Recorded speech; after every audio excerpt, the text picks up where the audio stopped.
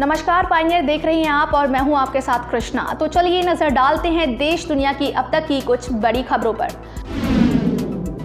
महाराष्ट्र में धार्मिक स्थलों को खोलने की मांग तेज हो गई है।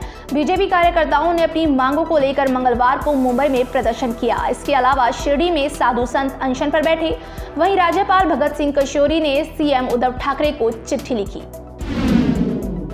प्रधानमंत्री नरेंद्र मोदी ने मंगलवार को पूर्व केंद्रीय मंत्री बाला साहेब विखे पाटिल की आत्मकथा का विमोचन किया।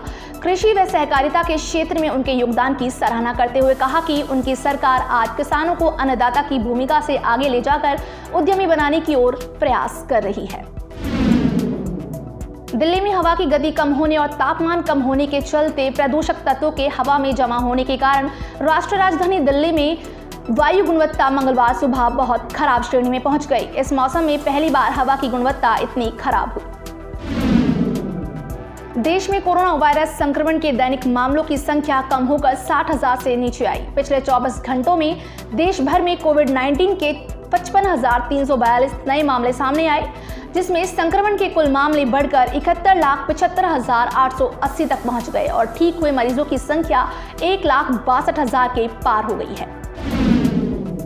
कांग्रेस महासचिव प्रियंका गांधी वाड्रा ने उत्तर प्रदेश में धान की खरीद कम कीमत होने पर आरोप लगाते हुए मंगलवार को कहा कि अगर किसानों को उनकी उपज का सही दाम नहीं दिया गया तो कांग्रेस आंदोलन करेगी। यूपी के पसका गांव में सोमवार की रात एक परिवार की 3 बेटियां छत पर सो रही थी। तभी एक युवक छत पर चढ़ गया और बेटी पर तेजाब फेंक दिया, जिसकी चपेट में आने से बड़ी बेटी समेत आसपास मौजूद 2 अन्य बेटियां भी झुलस गई। तीनों का इलाज अस्पताल में चल रहा है। पुलिस मौके पर पहुंचकर पूछताछ कर रही है। फरीदाबाद जिले में फरीदाबाद ब्रांच ऑफ आईसीआई ने एक नई पहल शुरू की है, जिसमें ऑक्सीजन प्लांट का पौधारोपण किया गया, जो कि आधुनिक तकनीकी से लैस है। इसकी शुरुआत पर्यावरण को संजोकर रखने में महत्वपूर्ण योगदान देगी। फरीदाबाद में मोबाइल फोन न देने पर एक युवक की पीट कर हत्या कर दी गई। पुलिस ने मामले को गंभीरता से लेते हुए एफआईआर दर्ज की और 4 आरोपियों को गिरफ्तार किया।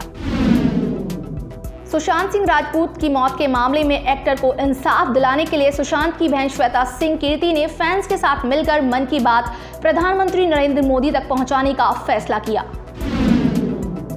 आईपीएल 2020 फूड पॉइजनिंग से उबरे क्रिस गेल गुरुवार को आरसीबी के छक्के छुड़ा सकते हैं। गुरुवार को रॉयल चैलेंजर्स बेंगलुरु के खिलाफ उन्हें खेलने का मौका मिल सकता है। वॉकिंग 11 में शामिल किए गए तो मौजूदा आईपीएल में उनका ये पहला मैच होगा। तो ये थी अब तक की कुछ खास खबरें। ऐसी और भी अपडेट को जानने के लिए जुड़े रहिए पायनियर हरियाणा के साथ।